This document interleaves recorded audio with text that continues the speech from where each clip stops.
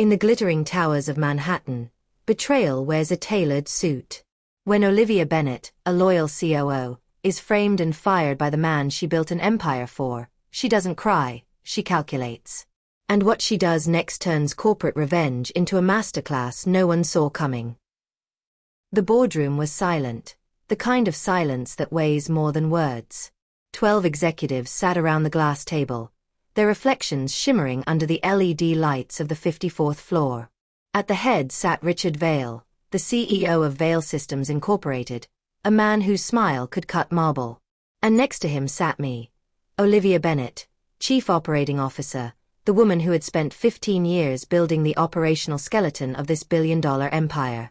Richard cleared his throat and leaned forward, the rehearsed empathy in his eyes as fake as the platinum Rolex on his wrist.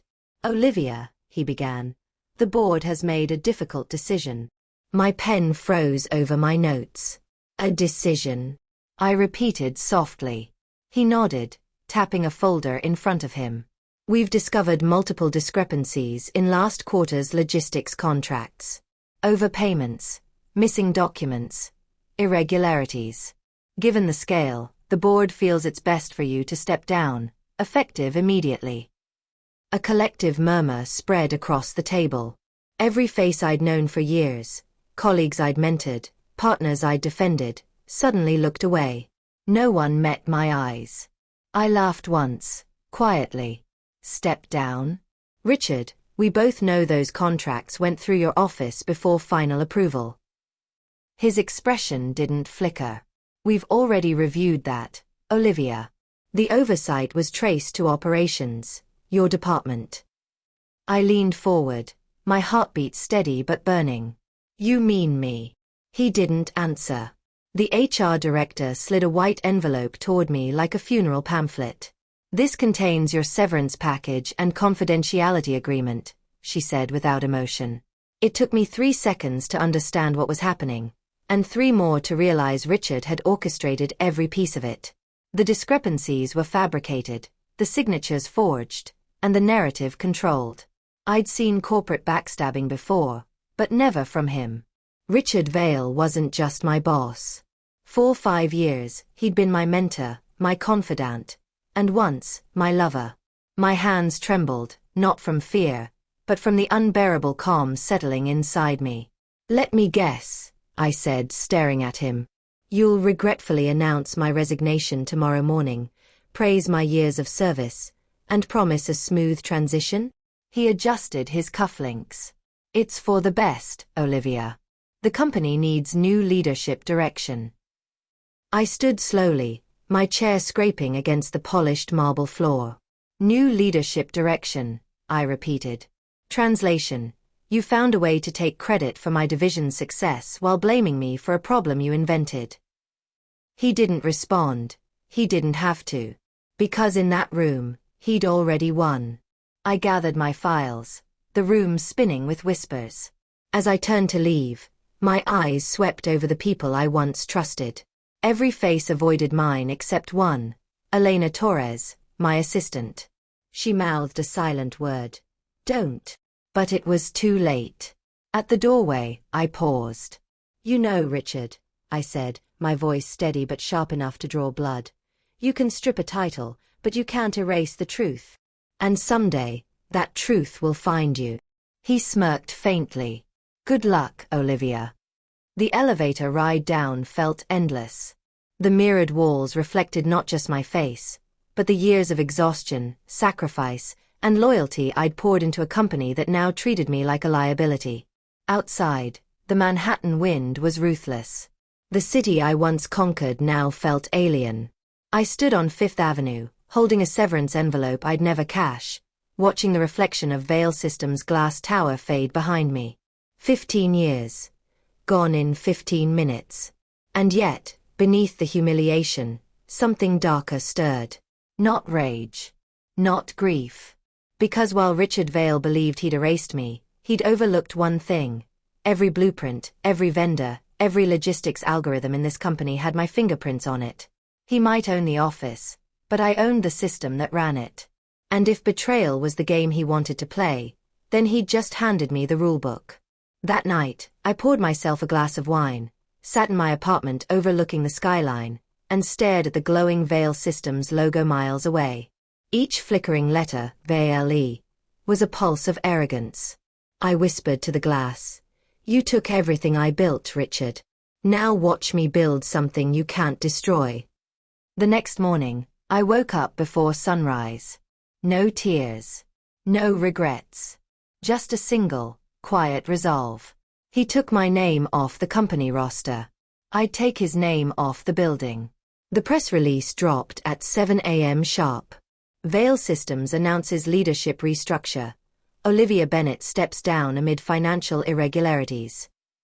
I stared at the headline on my phone, the morning light barely cutting through my apartment blinds.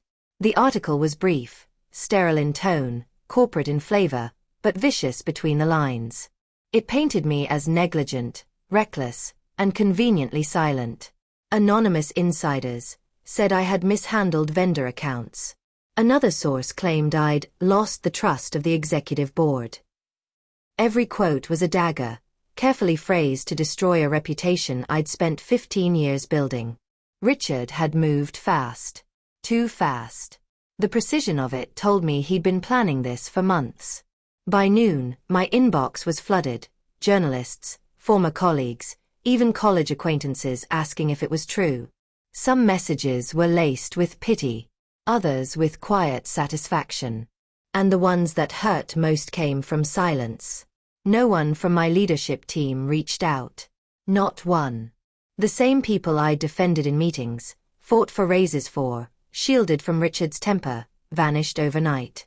At 3 p.m., I received the call that broke me. "Olivia," said the calm, rehearsed voice of Morgan Hill, my attorney, "Veil Systems has frozen your stock options pending review. They're also revoking your company email access. HR requests that you return your laptop and security badge within 24 hours. "Of course they do," I whispered. Morgan hesitated. "They're also requesting you refrain from contacting current employees. It's in your separation clause."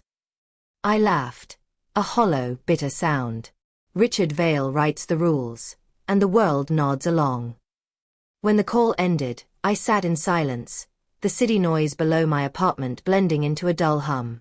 Then my phone buzzed again. A text from an unknown number. "He's already replaced you. Check LinkedIn."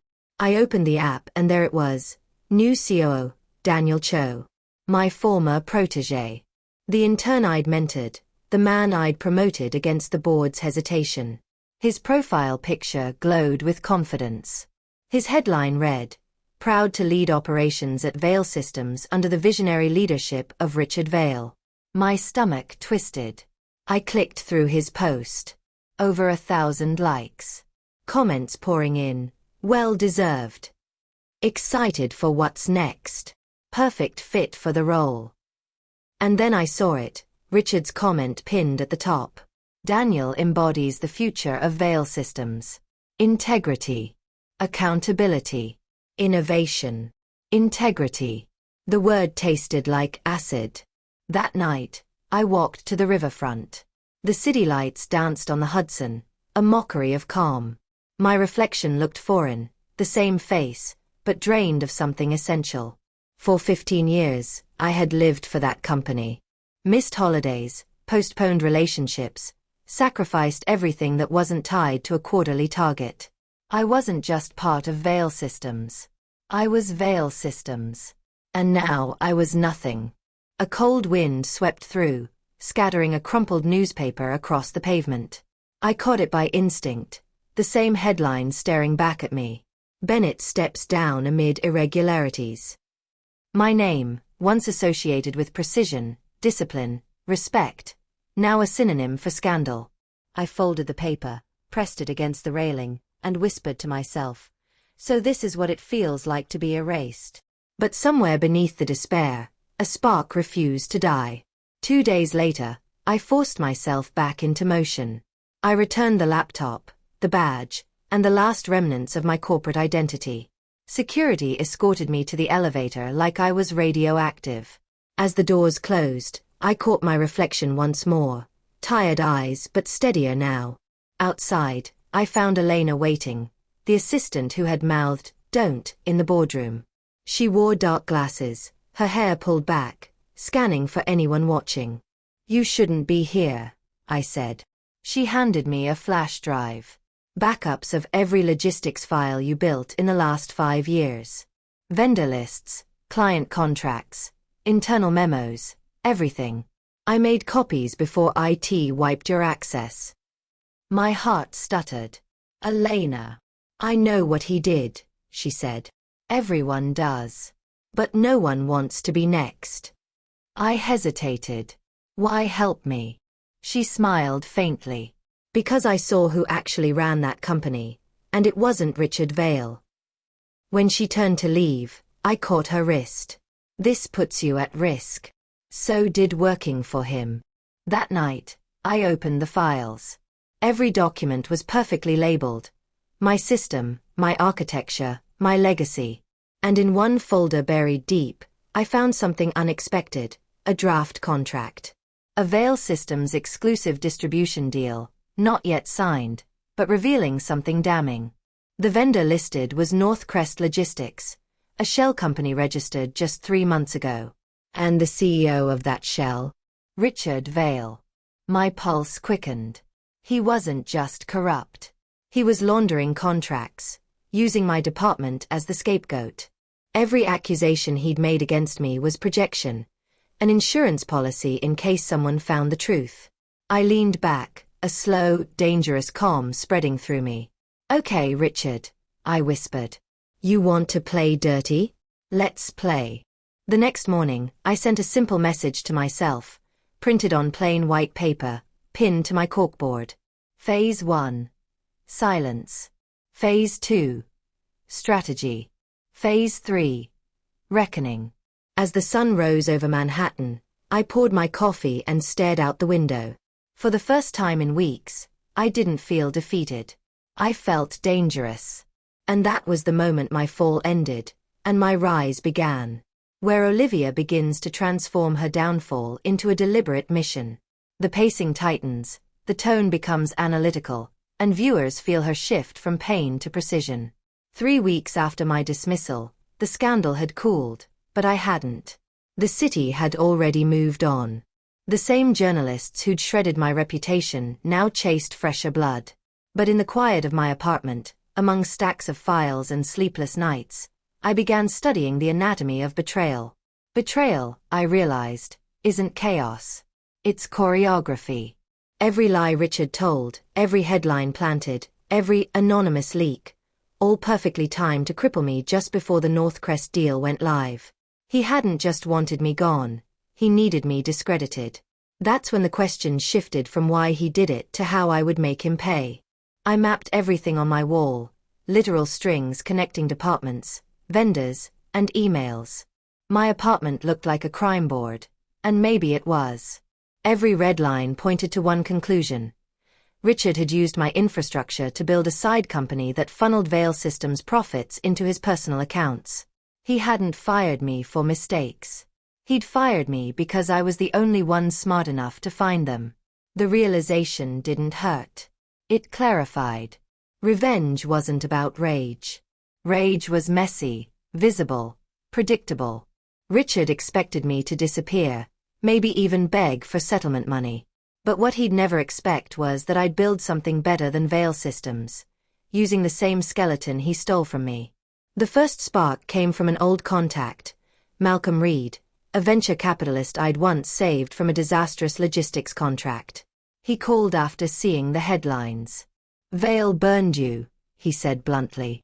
"But the way you built that operations network, that's gold. If you ever want to start something, I'll back it." I almost laughed. "Malcolm, I don't even have an office anymore." "You've got something better," he replied. "A blueprint that works. You just need a new name on the door." That night, I drafted the foundation of a new company. OB Logistics Consulting. No frills. No investors yet. Just me, my laptop, and the files Elena saved. But as I typed the name, I realized something poetic. OB. My initials. My identity. Something Richard couldn't erase. Elena was the first to join, officially. She became my operations lead, working remotely under NDAs thicker than novels. Then came Alex Nguyen, a former software engineer from Vale's data division. He'd quit 2 weeks after my firing, disgusted by Richard's manipulation. "I'm in," he told me over coffee. "But if we do this, it has to be legal. Clean. We win because we're smarter, not dirtier." I nodded. Agreed. We'll never touch what's his. We'll just build something so superior the world forgets he exists. Together, we began coding a new logistics management platform. Faster, leaner, smarter than the one I'd built for Vale Systems. We called it Project Echo, because every system Richard ran would soon hear its echo somewhere else. Buried in Elena's archive were emails. Thousands of them. One thread, in particular, changed everything. A message from Richard to a North Crest executive. "Keep the first cycle quiet. Once Bennett's out, we can merge the accounts without scrutiny." There it was. Proof that my firing wasn't corporate policy. It was criminal concealment. I didn't send it to the press. Not yet. Information is like currency. It gains value when spent strategically. Instead, I encrypted the evidence, stored it offline, and created a private folder labeled simply, "Insurance Policy." Revenge doesn't begin with a plan. It begins with discipline. I started treating my mornings like operations briefings again. Coffee at 5 a.m., strategy by sunrise.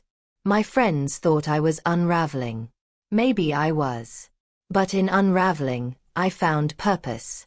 By week 6, OB Logistics had 2 paying clients, both mid-sized distributors who'd grown frustrated with Vale's slow response times. They didn't know who I used to be, and I didn't tell them. I let my work speak. And it spoke loudly. 1 email turned into 3 referrals. 3 referrals became 9. Within 2 months, OB Logistics wasn't just alive, it was thriving in the same market Richard had declared his territory.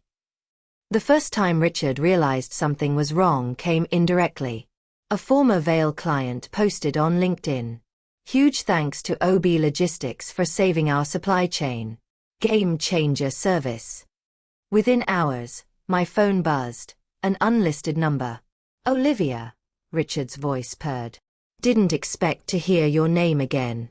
OB Logistics, huh? Clever initials." I smiled to myself. Just a small consultancy. Nothing that should worry a visionary CEO like you. He chuckled, but I heard the edge. "Careful, Olivia. You're still bound by your confidentiality clause." "I know," I said softly. "You should read it sometime. It only restricts me from disclosing internal data, not from creating better ones." Silence. Then a click. That was the moment I knew he was nervous. Revenge, I learned, isn't a single act. It's a series of quiet corrections, one calculated step at a time. By the end of the 3rd month, Vale Systems had lost 2 of its mid-tier contracts. Both companies had migrated to my platform without realizing I was behind it. And while Richard fought to stop the bleeding, I prepared for the next phase. I looked up at my whiteboard, the phases still pinned in bold letters. When people picture revenge, they imagine fireworks, dramatic confrontations, furious speeches, a public collapse. What Richard didn't know was that the most lethal form of revenge is invisible. It is a blueprint executed quietly, legally, and with perfect timing. I had 3 rules. No illegal leaks. No public tantrums. No shortcuts that would compromise us. If I was going to take down a man who'd built a reputation on optics and influence, I'd do it the only way he understood. With numbers, contracts, and strategy. The first step was obscurity. OB Logistics needed to look like a boutique consultancy, nimble and unthreatening.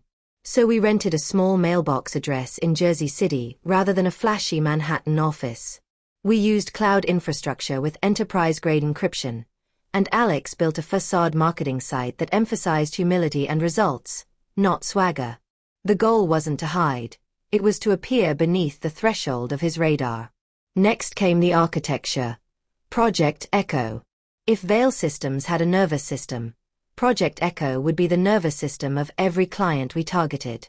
We rebuilt, from the ground up, the algorithms that optimized routing, predicted supply chain disruptions, and automated vendor reconciliation. But more importantly, we added 3 legal advantages Richard didn't have. Modular contracts. We offered flexible short-term engagements that made it easy for dissatisfied divisions to switch providers without board-level approvals. Veil's contracts were heavy and centralized, clunky to unwind. We made it the opposite. Transparent pricing. Veil Systems hid fees in complex line items. OB's invoices were simple, too good to ignore, and auditable in real time. Human trust. While our platform did the heavy lifting, we paired it with elite account managers. People who didn't talk like sales reps, but like partners who showed up at midnight when warehouses flooded. Legal counsel was critical. Grace, my former corporate lawyer who had quietly advised me months before the firing, agreed to consult under a different firm to avoid conflict. She helped design contracts that protected OB from accusations of poaching, and she codified non-disclosure safeguards that would keep Elena and early whistleblowers safe. Recruiting was surgical. I couldn't advertise for ex-Veil employees openly. Instead, I used private referrals and discreet, late-night coffees. Jordan, my old operations lead who'd left in disgust, joined as head of client transition. He brought with him a core of veterans who'd been quietly unhappy under Richard's micromanagement. Each hire signed clean separation agreements, no revenge clauses, no burning bridges. This wasn't about scorched earth, it was about building a better house. We established 3 fronts: the technical product, Project Echo, the boutique consulting arm for high-touch clients, and a small investor relations team led by Malcolm, who quietly seeded seed capital and opened doors to venture-friendly CFOs. The money was enough to scale, but not so much that Veil's PR engine would notice a sudden funding round and smell a threat. Everything moved in measured, almost lethargic increments that disguised intent. Our playbook for clients was deceptively simple: show up faster, fix the immediate crisis, and then prove long-term value. We answered calls within the hour. We flew technicians overnight. We negotiated temporary warehousing within 72 hours. Most importantly, we never used Veil's internal documents. We avoided any hint of industrial theft. Our wins came from competence, speed, and clarity. One small victory changed the tenor of our campaign. A mid-tier client, Garrison Foods, had been bleeding margins under Veil's slow turnaround. Their CFO, an old contact from my days negotiating carrier contracts, called me on a Tuesday at 2 a.m., desperate. Their holiday shipments were at risk. A vendor blackout had frozen distribution channels. I told Jordan to mobilize 2 teams and Alex to patch a routing update. By dawn, 27 trucks were rerouted and an alternate carrier contract signed. By Friday, Garrison announced a 16% improvement in delivery efficiency. That publicized improvement didn't name OB Logistics. It didn't need to. The market smelled the change. Vendors who'd been divorced from Veil's bureaucracy began asking questions. Who could deliver this speed? Word of mouth did what paid PR couldn't. It seeded doubt in the minds of procurement directors. As we built credibility, I applied for small government logistics contracts, programs Veil Systems hadn't bothered to chase, assuming volume too low to matter. Those contracts gave us verifiable performance records and added legitimacy no fancy press release could buy. Meanwhile, I kept the insurance policy folder safe. The emails and draft contracts proving Richard's Northcrest shell were encrypted and mirrored across secure drives. Grace advised patience. Evidence is a weapon only when the timing ensures maximum leverage without legal entanglements. She reminded me that exposure without a plan often backfires. At night, I'd sit in my apartment with the city twinkling below and review our dashboards. Project Echo's predictive engine was outperforming Veil's in pilot tests. Job satisfaction among our early hires was sky high. For once, I felt less like someone staging a comeback and more like an architect watching a building rise. But control breeds paranoia. Richard's network was deeper than I'd imagined. Lobbyists, board allies, and a PR firm that could manufacture a narrative in hours. He began pushing back in small ways. Calls from former colleagues hinting at blacklists for vendors who dared talk, veiled threats from procurement heads that said partnership and meant compliance. He was tightening the screws. We adapted. Elena established redundant vendor channels. Jordan diversified fulfillment partners across multiple states. Alex introduced obfuscation layers in our public registries so that the trail back to OB would be blurred. Everything we did stayed inside the law, but every move was calculated to be resilient against both corporate pressure and smear campaigns. And then the first real test came. An auditor from Veil Systems called Garrison Foods asking pointed questions about vendor hopping. Under ordinary circumstances, that could have been damaging. Instead, Garrison's procurement director, now loyal to OB, replied with crisp facts and contract dates. The auditor's inquiry fizzled. Victory tastes small at first. It's a whispered metric, a satisfied client quote in a quarterly report, a vendor who says, "We're tired of corporate theater." But small victories multiplied. They aggregated into momentum. Momentum eroded confidence. Confidence, once lost, is very hard to buy back. In 3 months, we had 18 clients, a growing tech stack, and a reputation as a no-nonsense operations partner. Veil Systems' quarterly report reflected the beginning of a hemorrhage, not catastrophic, but visible. A drop in new client retention, a whisper of vendor instability. Richard's PR team issued reassurances. He gave a fireside chat about leadership and resilience. He smiled for the cameras. He still hadn't noticed me. That was both terrifying and intoxicating. On the eve of our first major pitch to a national retail chain, a client that could shift market perception overnight, I sat with Malcolm and Grace. The insurance policy folder glowed like a loaded fuse on my laptop screen. "Do we burn it?" Malcolm asked. Grace's face was unreadable. "Not yet," she said. "Leverage is valuable. Let him breathe a little. Let him make mistakes." I closed the laptop. "We'll let him make them," I said. "Then we'll decide if we want to expose the man or simply replace him." Because revenge, at its most elegant, isn't always about public ruin. Sometimes it's about quiet replacement, stepping into the vacuum with legitimacy, and letting the world prefer the better alternative. We slept poorly that night. Dawn came with a list of tasks a mile long. I checked the OB dashboard, then the encrypted folder. The blue letters of Veil Systems were still out there on the skyline, luminous and arrogant. But behind my own glass window, there was a different kind of light. The soft glow from a monitor where a new company, built on honesty, speed and grit, was coming alive. Here's how the next stretch can safely unfold. Richard Veil was never built for quiet seasons. He thrived on headlines, quarterly triumphs, and the applause of shareholders. So when the first whispers of falling revenue reached him, he doubled the noise. New press shoots, leadership webinars, glossy magazine covers, anything that broadcast confidence. In public, he laughed about a few market jitters. In private, his tone sharpened. Department heads began leaving meetings pale and silent.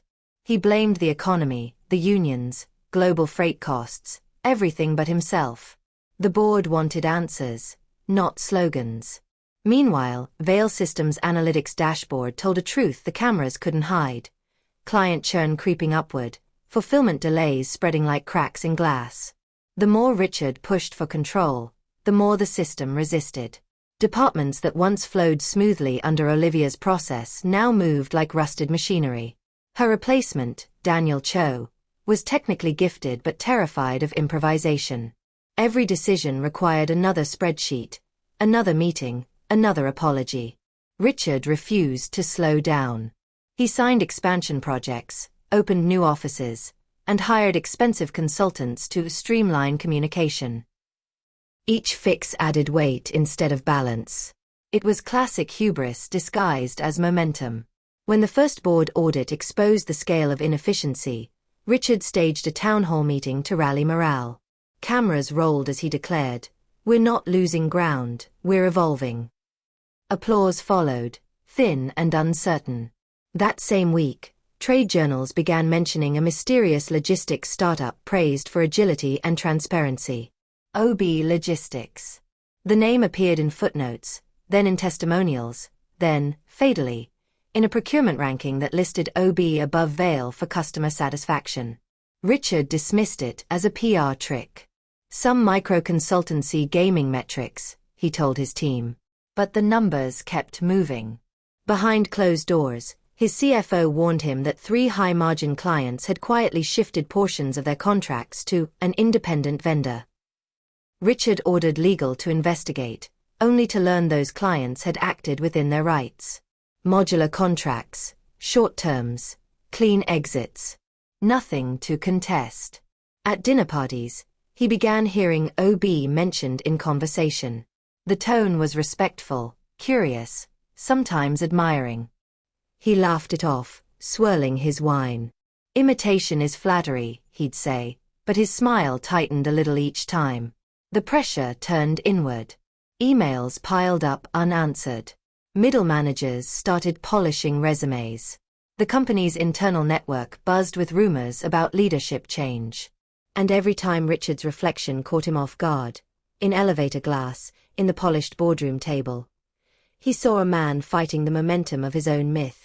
Late one evening, he stood alone in his office overlooking Manhattan, the skyline pulsing with light. He poured himself a drink and replayed an interview from the year before, himself boasting that Veil Systems' innovation DNA would outlast any competitor. The sound felt foreign now, hollow. He turned the screen off. Silence flooded the room. Somewhere beneath the noise of ambition, a truth gnawed. The company's foundation had always been Olivia's discipline, her quiet precision. He had mistaken that structure for obedience. The next morning, a memo landed on his desk.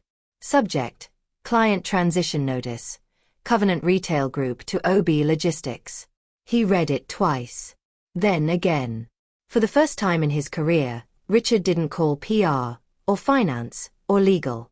He just sat back, staring at the skyline, the letters of his name reflected faintly on the window. The empire was still standing, but it no longer felt like his. The war wasn't loud. It hummed beneath boardroom chatter and polite conference calls. OB Logistics kept its face calm while the current under it shifted entire markets. Within 6 months, the startup had matured into a small network of offices stretching from Jersey City to Dallas. Jordan's regional teams handled implementation, while Alex's engineering group rebuilt Project Echo into a subscription platform. It was still the same logic that had powered Veil Systems, only cleaner, faster, and stripped of the vanity dashboards Richard loved. Clients noticed. Procurement directors praised the human clarity. Warehouses ran smoother. Invoices reconciled automatically. Every improvement translated into quiet defections from Veil. Each client left without a fight, because Olivia never asked them to. She simply fixed what Veil couldn't. By late summer, trade analysts began listing OB Logistics as an emerging disruptor. Richard's comms team scrambled to spin the narrative: partnership opportunities, industry synergy.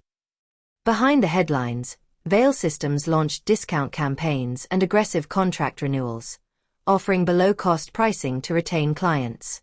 It worked briefly, until clients compared service quality. Inside OB's modest office, the mood was electric. "Veil just underbid us again," Jordan said one afternoon, slapping a printout on Olivia's desk. She didn't even look up. "Then we let them. The market will teach him what undercutting without infrastructure does." Weeks later, Veil Systems delivered late shipments on half those discounted contracts. Penalties stacked. Clients fled. Each loss widened Richard's exposure and expanded OB's portfolio. Olivia's discipline became legend within her small team. Meetings started at dawn, lasted 15 minutes, ended with deliverables measured in minutes instead of days. Her mantra was always the same: outperform, out-integrate, outstay. No drama, no leaks, no shortcuts. Still, pressure grew. Venture investors wanted scale, journalists wanted quotes, regulators wanted data transparency. Olivia balanced each request with surgical precision. "We're not building noise," she told Malcolm. "We're building longevity." By autumn, Veil Systems' internal metrics hit a wall. Employee turnover reached 15%. Board members whispered about succession contingencies. Richard responded with larger meetings, louder speeches, grander promises, anything to drown the quiet erosion. Then one morning, Grace walked into Olivia's office holding a folded newspaper. "He's blaming you publicly now," she said. The headline read, "Unethical Poaching Threatens Industry Stability." Richard's interview painted OB Logistics as a rogue firm exploiting confidential know-how. Olivia smiled thinly. "He's panicking. That means he's predictable." Grace nodded. "You ready for Phase 3? "Almost," Olivia said. "I want the board to call me before I ever make a call to them." It began with numbers. Always numbers. Veil Systems' quarterly report arrived late, then revised, then quietly restated. Analysts flagged anomalies. The same pattern that had once been Olivia's hallmark of integrity now signaled crisis. Grace's legal team prepared the evidence packet. Emails, invoices, and the dormant Northcrest contract showing Richard's undisclosed ownership. Nothing sensational, just facts arranged with clarity. She forwarded them to the Securities and Exchange Commission with a neutral cover letter: potential conflict of interest, request for review. No leaks, no press. Just process. The review triggered an audit. When federal investigators appeared at Veil Systems headquarters, Richard called it routine.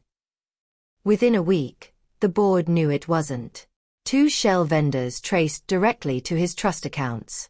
Payments misclassified as consulting fees.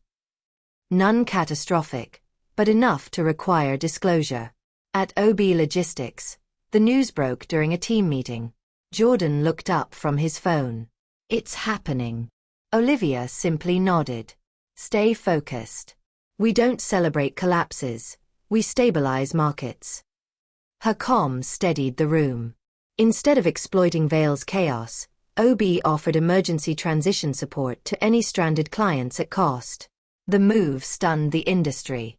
Analysts praised the ethics of restoration.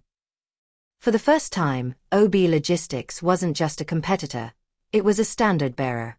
Behind the scenes, Richard faced his board. Witnesses later described him as exhausted, still clinging to rhetoric about loyalty and betrayal. The board, however, spoke in percentages and liabilities. They placed him on administrative leave pending investigation. That night, a message reached Olivia's inbox from an anonymous corporate account. "He's out. Interim leadership incoming. They want to talk." She stared at the skyline, Veil's tower glowing like a ghost, and whispered, "Phase 3 complete." 2 weeks later, she received a call from Veil Systems chairwoman, requesting a private meeting to explore cooperation. Olivia agreed on one condition: Richard had to be present. The boardroom looked smaller than she remembered. Richard sat across from her, tie loosened, eyes shadowed. He opened with a brittle smile. "You won," he said. "Congratulations." "This isn't a competition," she replied evenly. "It's correction." The chairwoman cleared her throat. "Veil Systems is restructuring. We want OB Logistics to manage transitional operations. 3-year term, joint branding." Richard bristled. "You can't hand her the keys." "Mr. Veil," the chairwoman said, "this partnership salvages investor confidence." Olivia kept her gaze steady. "I'll agree on 2 conditions," she said. "First, full transparency for all remaining vendor accounts. Second, independent oversight for ethics compliance." Grace slid the prepared memorandum across the table. Every clause was legal, clinical, humane. It allowed Veil Systems to survive while ensuring accountability. Richard read the document silently.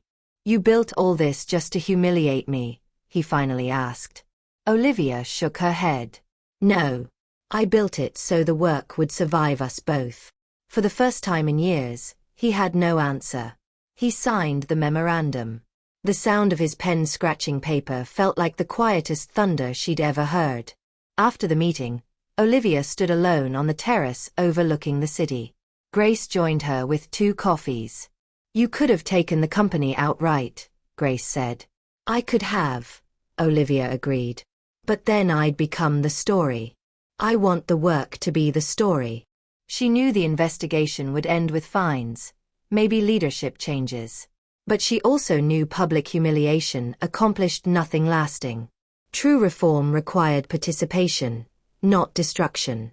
Within months, the joint transition plan rolled out smoothly. Former Veil employees, many who'd once turned away from her, joined OB's training programs. She insisted on mentorship, not retribution. "If we keep building talent," she told her staff, "we rebuild the culture that failed us." Her father's old saying came back to her: "Power isn't control, it's continuity." Now she understood what he meant. 1 year later, OB Logistics moved into a permanent headquarters, a renovated warehouse in Brooklyn with glass skylights and walls etched with the company's core principles: integrity, clarity, accountability.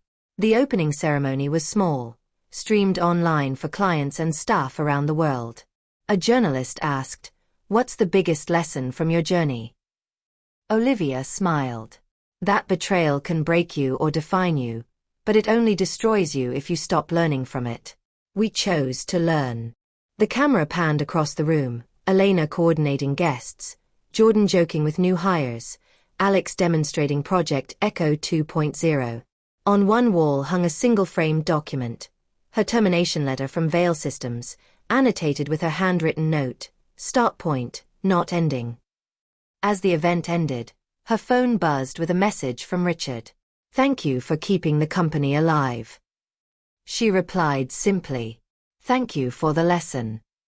Then she turned off the phone and walked back into the noise of celebration. In the glass towers of American business, betrayal will always exist, but so will resilience. Olivia Bennett proved that revenge isn't about destruction. It's about reconstruction. If you've ever been underestimated, let this story remind you: precision outlasts power. If you believe integrity still wins, tap that like button, subscribe for more stories that expose the human side of ambition, and share this video with someone rebuilding after loss. Because sometimes, the quietest victories echo the loudest. And that's how Olivia Bennett turned betrayal into a blueprint for victory. In a world where trust can vanish overnight, her story proves that integrity and patience always find their way back to the top.